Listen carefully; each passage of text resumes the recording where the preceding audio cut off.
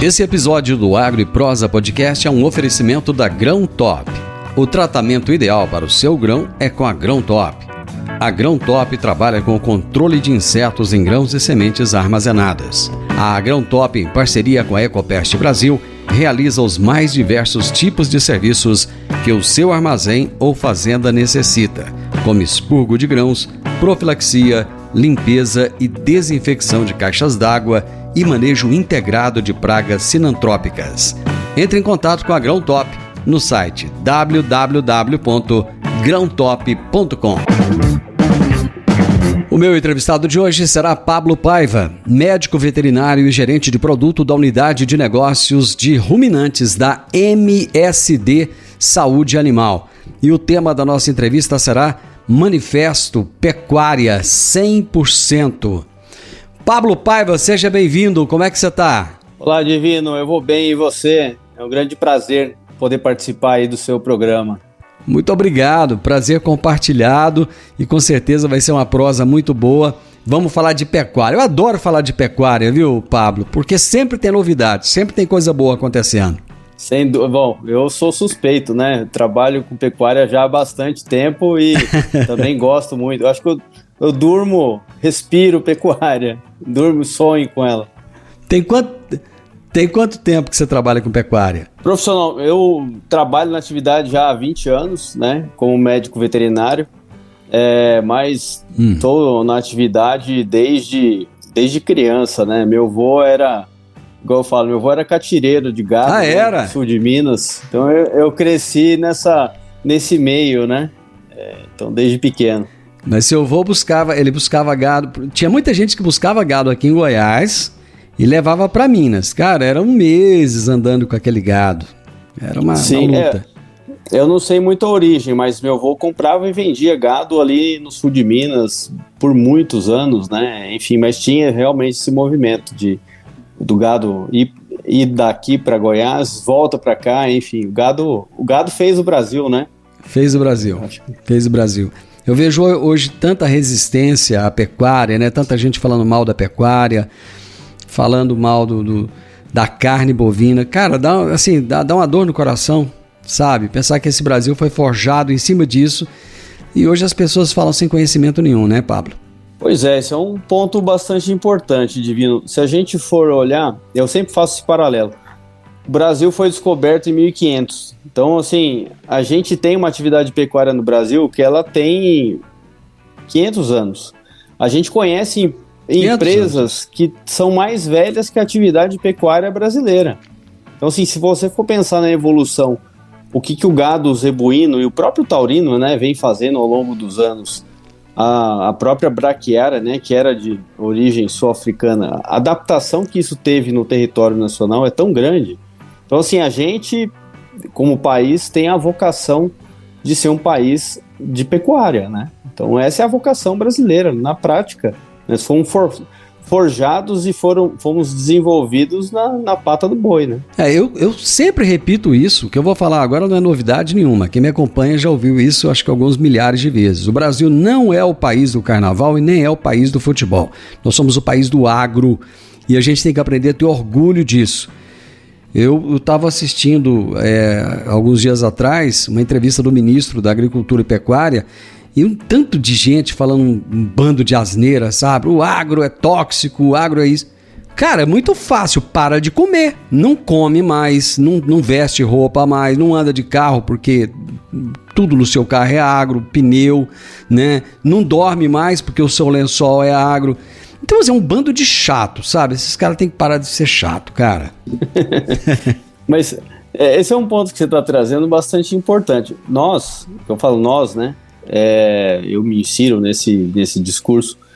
A gente tem que vender o agro bem. Eu acho que assim, a gente tem que sair um pouco dessa história do confronto, mas vender o que o agro tem de positivo, né? Isso. Eu, pelo menos, sempre procuro fazer isso e eu acho que a gente vai viver cada vez mais para frente uma evolução gigantesca na pecuária,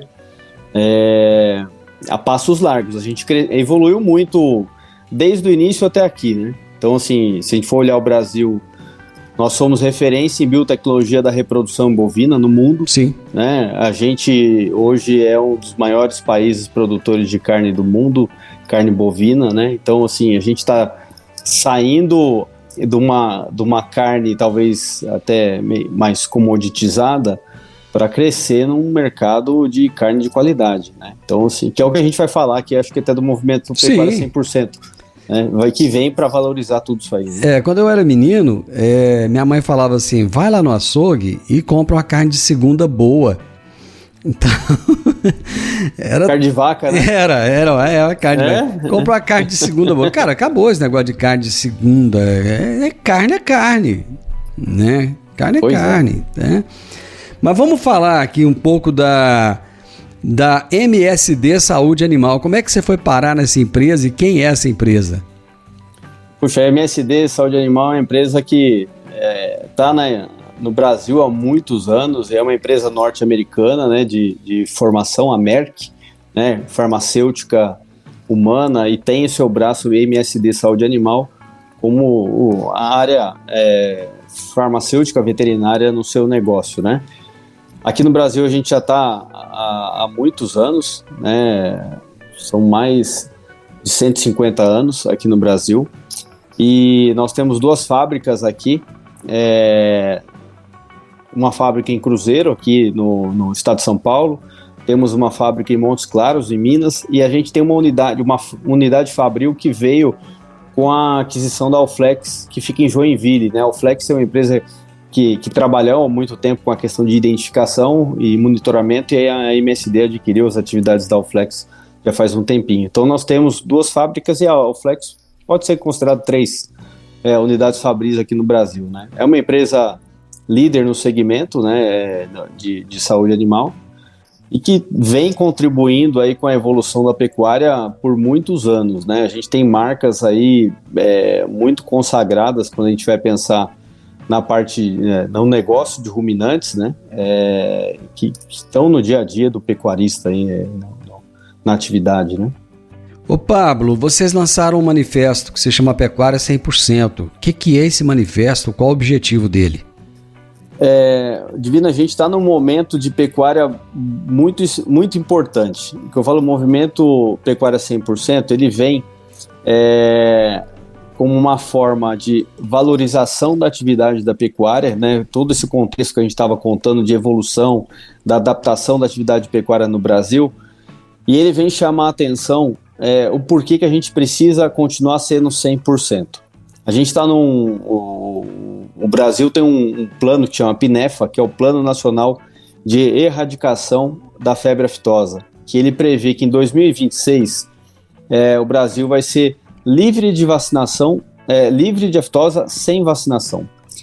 E para isso a gente está num processo, né, em vários estados estão parando a vacinação. Esse ano a gente deve ter em torno de 60% do rebanho nacional já sem vacinação. E isso é um ponto importante, porque tradicionalmente o pecuarista usava o maio e novembro, que eram os meses de vacinação contra a febre aftosa, para realizar diversos manejos, né? Uma vermifugação, uma vacinação contra carbúnculo, às vezes até a parte de inventário do próprio gado era feito nesse momento, né? Com a parada da vacinação, isso representa uma oportunidade para o Brasil, porque isso mostra que o nosso status sanitário ele é bom, a ponto da gente poder parar a vacinação da aftosa, mas a gente tem outras oportunidades que acendem aí um alerta para o pecuarista. E quando eu falo oportunidades, tem oportunidade de melhorar a produtividade, de manter o controle sanitário 100% ou evoluir ele, mas também buscar a oportunidade de crescer em sanidade, ou seja, ser 100% na parte de saúde animal, identificação, bem-estar e sustentabilidade. Então são 4 pilares muito fortes no movimento Pecuária 100% que vão ajudar a pecuária na sua evolução nos próximos anos.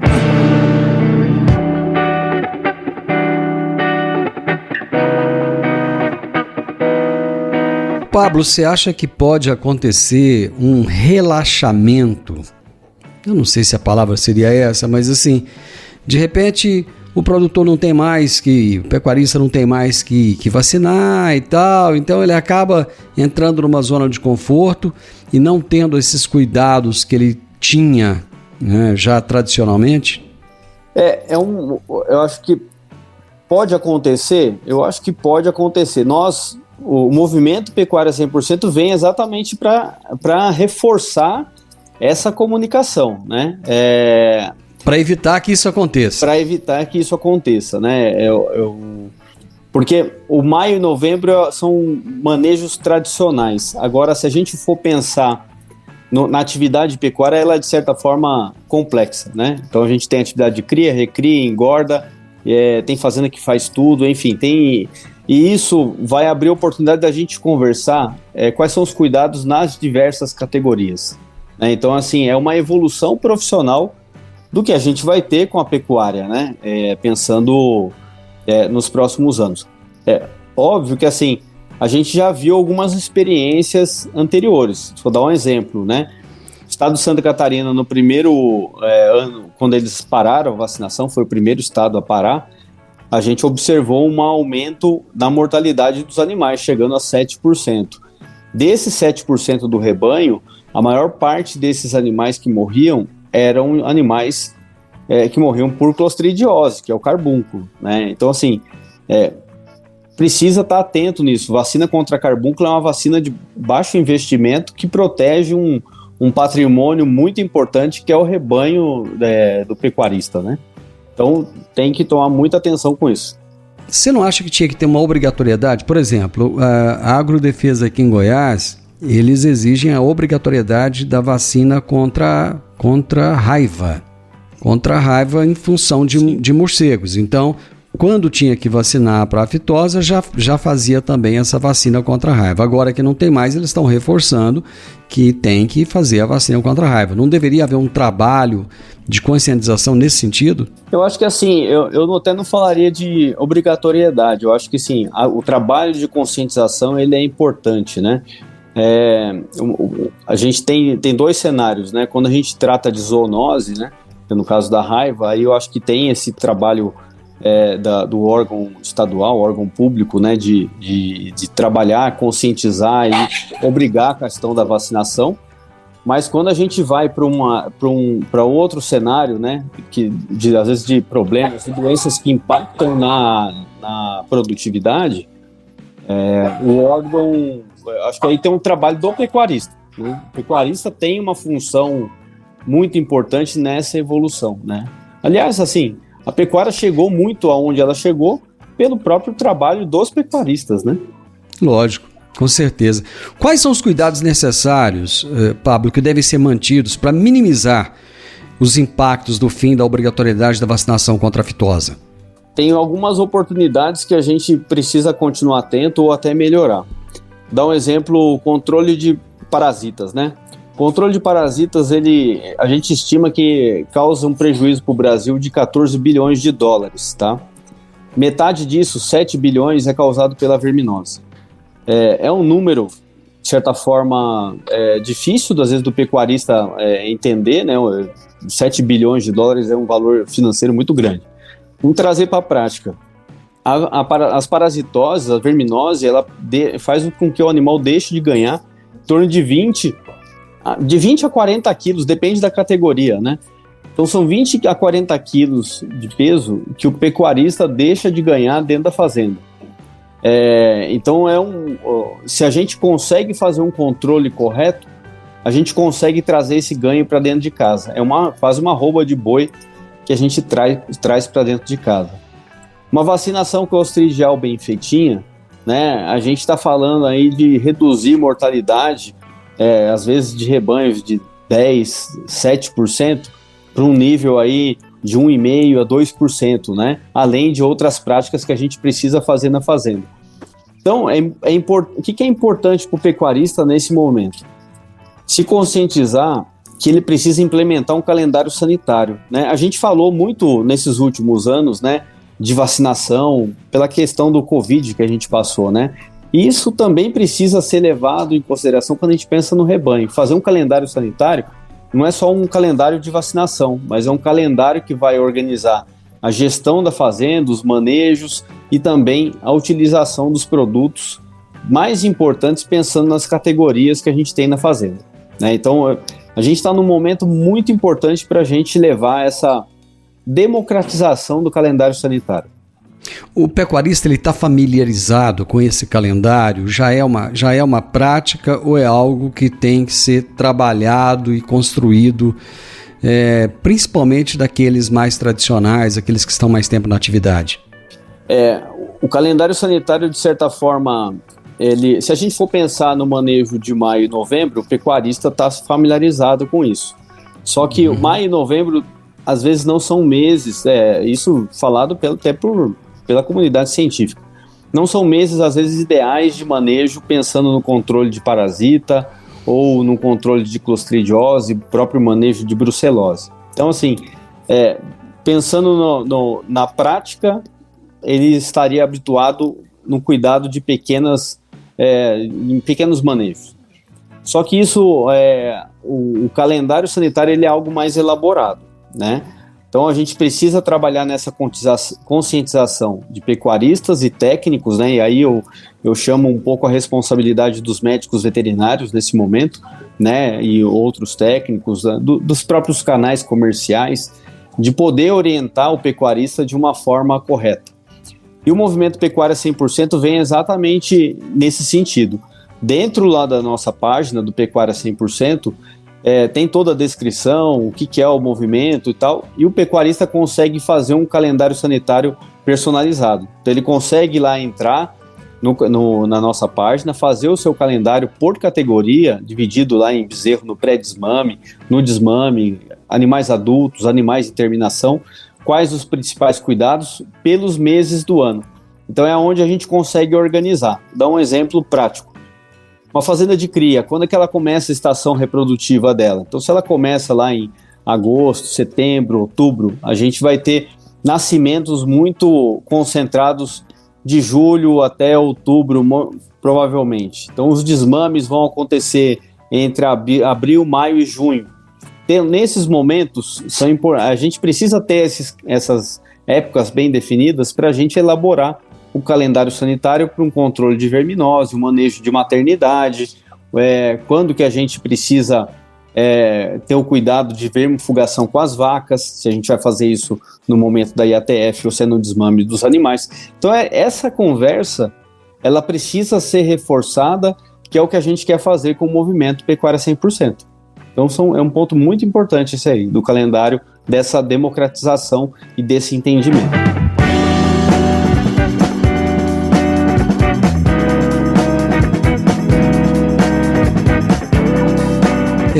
A gente estava falando lá da febre aftosa, só voltando um pouquinho nisso aí, quais são as condições necessárias, Pablo, para a manutenção desse status de rebanho livre da vacinação de aftosa?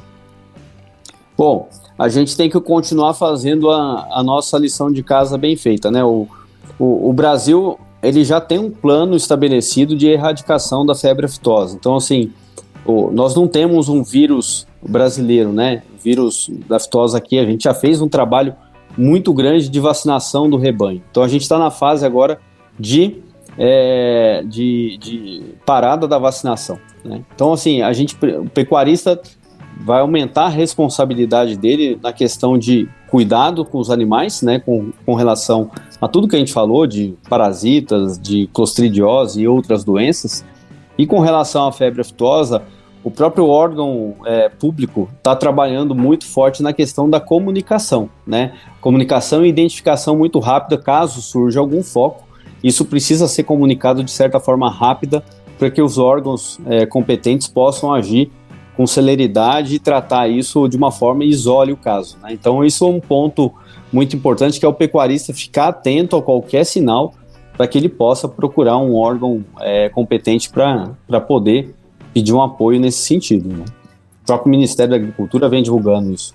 Parece que nos Estados Unidos teve um caso de vaca louca agora, recente, semelhante àquele que teve no Brasil? Pois teve um caso de animal mais velho, né? Eles têm isso já foi identificado, enfim, foi tratado lá de uma forma rápida para que isso não impactasse na indústria lá, né? Mas engraçado que ninguém comentou, né? Porque quando aconteceu aqui foi um barulhão, rapaz. E agora ficou todo mundo caladinho. Bom, mas... Acho que isso faz parte, acho que, da evolução, né? A gente vai precisar realmente aprender a lidar com esses casos, né? No Brasil e agir de uma forma rápida. Ô Pablo, de que forma o controle das doenças impacta na produtividade e principalmente no bem-estar animal? Que a gente fala tanto hoje do bem-estar animal, ele é tão importante, né? De que forma esse bem-estar é impactado pelo controle dessas doenças? É só a gente pensar de uma forma, igual eu falo, a gente fala de bem-estar, muita gente pensa no bem-estar na questão, às vezes, do manejo, do curral, não bater nos animais. Isso é extremamente importante, né? A gente precisa entender a linguagem dos animais. Eu acho que isso, de certa forma, está sendo difundido. Na MSD a gente trabalha muito forte com isso, com um programa Criando Conexões. Agora, se a gente for pensar num animal doente ou animal parasitado, esse animal não tem bem-estar, né? Então, assim, um animal que está doente, a gente mesmo, né? Quando a gente está doente, a gente está mal, a gente não se sente bem.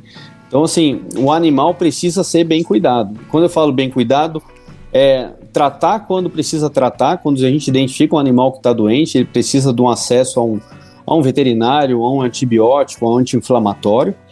E precisa também ter prevenção, né? A prevenção é o nome do jogo, né? Para a pecuária crescer nos próximos anos. Então, assim, quando eu falo, por exemplo, de um controle de verminose, a gente está falando em tratar nos melhores meses do ano para que a gente tenha um cuidado com os animais em termos de bem-estar e que esse cuidado se reflita, ou que ele lá na frente ele gere produtividade. Então é tudo integrado, bem-estar com produtividade, com cuidado dos animais e a sustentabilidade. O animal produzindo mais, às vezes a gente vai precisar de menos animais produzindo a mesma quantidade de carne por hectare. Então, assim, isso tudo está interligado, que é o caminho que a pecuária tá seguindo para os próximos anos, né? A pecuária vai seguir o mesmo caminho da avicultura, por exemplo, em termos de eficiência. Hoje nós temos uma altíssima eficiência quando se fala da avicultura. Sim. A pecuária vai chegar nesse nível? Eu não sei se ela chega nesse nível com relação à velocidade, mas que a gente vem diminuindo o ciclo. Quando a gente olhava muitos anos atrás, né? Igual eu estava contando lá da história do meu avô, que era catireiro, né? Imagina, um boi antigamente morria com 8 anos, né? Hoje, a idade de abate do animal é muito curta. A gente já está falando de novilha precoce, né? Que é exposta à reprodução de 12 a 14 meses de idade. Então, assim, a pecuária já vem evoluindo nesse sentido. Tem várias ferramentas para que a gente tenha evolução na genética, na nutrição e na sanidade, né? Os protocolos sanitários evoluíram muito ao longo dos anos. Hoje, se a gente for pensar numa atividade, por exemplo, de terminação, a gente já tem doenças respiratórias que a gente precisa cuidar. A gente já tem hoje produtos que controlam o carrapato de uma forma muito mais rápida e eficiente do que há anos atrás. Então, assim, tem todas as ferramentas para que a gente possa crescer. E aí tem um ponto que está sendo adicionado à pecuária, né? A gente tratava muito a história de rebanho. E a gente vem para um caminho de individualidade, né? As ferramentas de identificação e monitoramento vão ajudar muito na questão da individualização dos animais, né? Então, acompanhar a performance, ter mais dados de saúde, ligar os dados de saúde ao comportamento dos animais. Então, o caminho que a pecuária está tomando é um caminho de evolução muito grande, semelhante, acho que com todas as atividades de produção animal, que tem na avicultura, na suinocultura, todos acho que vão caminhar para esse lado de mais tecnologia, mais monitoramento nesse sentido. Pablo, como será a pecuária do futuro? Eu acredito que a pecuária do futuro é uma pecuária que vai ter muita informação na mão e que permita que o pecuarista tome decisões muito rápidas. Eu acredito muito nisso, né? Decisões rápidas em termos de qual caminho ele vai seguir em termos de investimento, de decisões rápidas para tratar os animais, qual é o melhor tratamento, né? E também de uma gestão muito melhor, né? Eu acho que a gente precisa se profissionalizar cada vez mais na questão de gestão. A pecuária é um negócio, né? E à medida que a gente vai evoluindo, a gente precisa ter ferramentas que ajudem esse pecuarista a tomar decisões, né? Eu acho que no movimento Pecuária 100%, de certa forma, a gente está fazendo uma parte muito importante, que é levar o conteúdo, né? Negócio que eu não comentei aqui, Divino, a gente vai ter produções de videocasts mensais no Pecuária 100%, abordando esses temas importantes. Legal. Né? E a gente vem fazendo atividades, reunindo pecuaristas, né? Acho que depois de todos esses anos que a gente ficou agora sem poder, às vezes, ter um contato próximo, né? Juntar pessoas, a gente vem fazendo isso esse ano com bastante intensidade, para discutir quais são os caminhos, quais são os cuidados, né, abordando esses temas que são importantes, que vão ajudar nessa evolução da pecuária nos próximos anos. Pablo, parabéns, sucesso nesse manifesto, vamos torcer para que a nossa pecuária cresça numa velocidade tão grande como a agricultura cresceu, né? A gente sabe dos desafios, mas felizmente está havendo uma renovação, né, na pecuária também, assim como tem acontecido na agricultura brasileira, e não é à toa que a gente é referência no mundo hoje, vamos continuar sendo cada vez mais. E parabéns pela iniciativa de vocês. Nós que agradecemos aí a oportunidade e deixo aqui o convite para os pecuaristas, né, a fazer parte conosco, né, pecuaristas, técnicos, todo mundo que trabalha com pecuária, se junte a nós no movimento Pecuária 100%, né, é o que vai ajudar a gente a crescer bastante nos próximos anos aí, em termos de atividade pecuária importante para o Brasil e para o mundo. Sucesso, vai me contando depois o que está acontecendo, o que está acontecendo de novidade e de que maneira vocês estão atingindo esse objetivo. Obrigado, viu? Obrigado pelo convite, Divino. Um grande abraço para você. Pois é, fica aí o convite para todo mundo conhecer esse manifesto, Pecuária 100%. Vamos fazer dessa pecuária nacional algo assim que nos encante cada vez mais, né? Que a gente possa ter orgulho cada dia mais da nossa pecuária, orgulho cada dia mais da nossa produção, orgulho cada dia mais da qualidade da nossa carne. Isso é muito importante. E eu conversei com o Pablo Paiva, que é médico veterinário e é gerente de produto da unidade de negócios de ruminantes da MSD Saúde Animal. O podcast Agro e Prosa tem o objetivo de falar do agronegócio de forma fácil, simples e descomplicada. Diariamente conversamos com os maiores atores do agro e abordamos os mais diversos assuntos de interesse de produtores rurais, técnicos, pesquisadores, profissionais da área e simpatizantes do agronegócio. Se você gosta do nosso podcast, então você pode nos ajudar. É muito simples. Basta seguir-nos nas principais plataformas de streaming e também no YouTube. Se você deixar um gostei, compartilhar os episódios e deixar um comentário, já vai nos ajudar muito a dar relevância tanto ao podcast quanto ao canal. E o mais importante de tudo, nos siga para receber notificações de novos vídeos e episódios. Um grande abraço para você e até a nossa próxima prosa.